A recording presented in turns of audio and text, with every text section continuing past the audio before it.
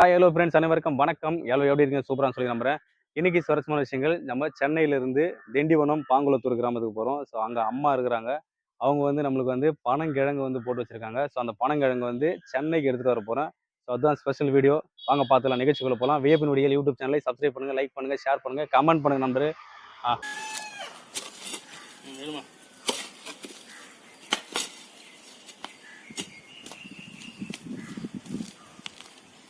ठीक है.